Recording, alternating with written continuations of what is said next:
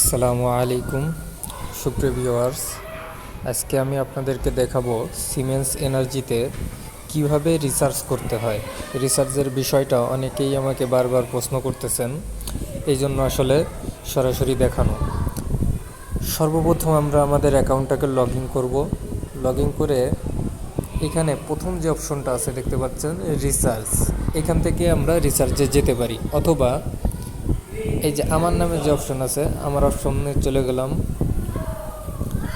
এইখান থেকে দেখেন আমার সেবা, এইখানে দ্বিতীয় যে অপশনটা আছে রিসার্চ, এইখান থেকে আমরা রিসার্চে গেলাম।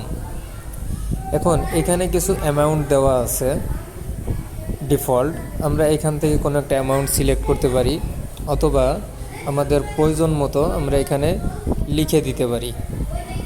আমি 2000 টাকা রিসার্চ করব, এই জন্য 2000 রিসার্চ করার জন্য 2000 টাকা এখানে লিখে দিলাম।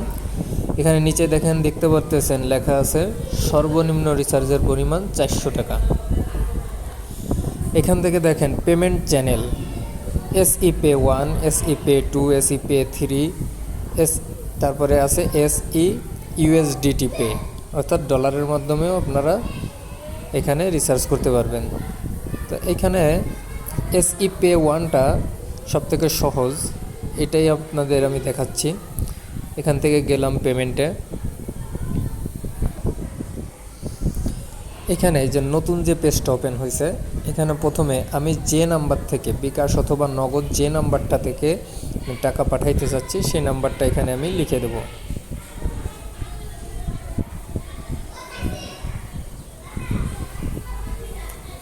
এখান থেকে বিকাশ নাকি নগদ, আমি নগদের মাধ্যমে পেমেন্ট করতে যাচ্ছি, এই জন্য আমি নগদটাকে সিলেক্ট করলাম। পেমেন্টে যান, এখানে আমি ক্লিক করে দিলাম।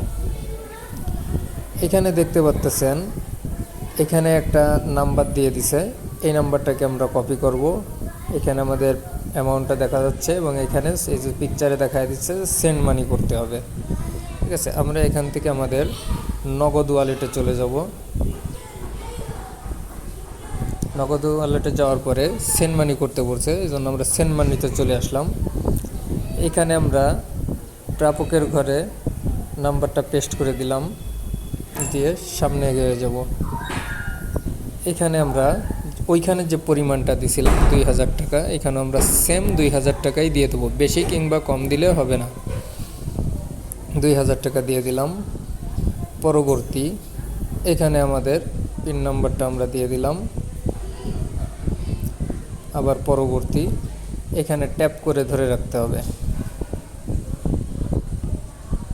আচ্ছা, এটা হয়ে যাওয়ার পরে আমরা যে কাজটা করব, এখানে যে ট্রানজ্যাকশন আইডিটা আছে এই ট্রানজ্যাকশন আইডিটাকে আমরা কপি করব।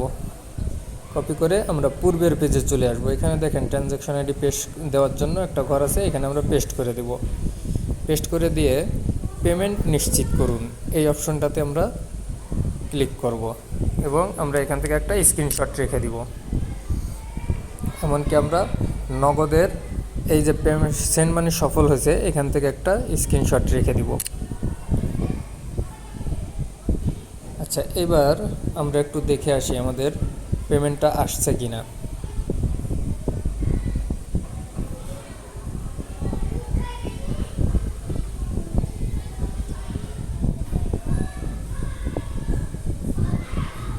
হ্যাঁ, আমরা দেখতে পাচ্ছি যে আমাদের এখানে পেমেন্টটা চলে আসছে। এবার প্যাকেজ কিভাবে কিনতে হয় আমরা এই জিনিসটা দেখব। প্যাকেজ কেনার জন্য দেখেন এইখানে যে প্যাকেজগুলো আছে, হ্যাঁ, আমার পছন্দ মতো যে প্যাকেজটা, মনে করেন আমি এই 2024 টাকার এই প্যাকেজটা কেনার জন্য আসলে আমি রিসার্চ করছি। হ্যাঁ, এখানে আর অন্যান্য অনেক প্যাকেজ আছে। এখানে লেখা আছে এখন কিনুন। এখন কিনুন লেখাটার উপরে আমি ক্লিক করব।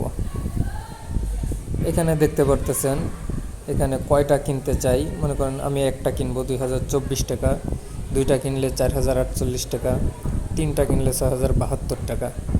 হ্যাঁ, এখানে অপশন আছে, আপনি সর্বোচ্চ 3টা পর্যন্ত কিনতে পারবেন। আমি একটা কিনতে চাচ্ছি, এই জন্য একে ক্লিক করে দিলাম। এখন কিনুন, এখানে ক্লিক করলাম। এরপরে দেখেন এখানে আছে কি বাতিল করুন, নিশ্চিত করুন। আপনি যদি বাতিল করতে চান এটা বাতিল করতে পারেন, নিশ্চিত করতে চাইলে এখানে নিশ্চিত করুনে ক্লিক করুন। ক্রয় সফল হয়েছে, অর্থাৎ আমাদের ক্রয় হয়ে গেছে। যাই হোক, এখন এটা আমরা কোথায় পাবো দেখতে? আমরা এখান থেকে ব্যাকে চলে যাব, যার পরে যে হোল্ডিং নামে যে অপশনটা নিচেই, এই হোল্ডিংয়ে আমরা ক্লিক করে দিলাম।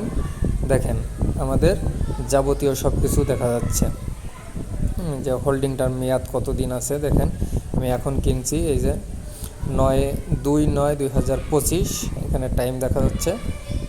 হ্যাঁ, সরি, এটা হচ্ছে মেয়াদ শেষ হওয়ার তারিখ। এই যে 2/9/2024 এটা হচ্ছে আমার ক্রয়ের তারিখ, আর 2/9/2025 এটা হচ্ছে মেয়াদ শেষ হওয়ার তারিখ, অর্থাৎ আমরা 1 বছর মেয়াদ পাবো এটার।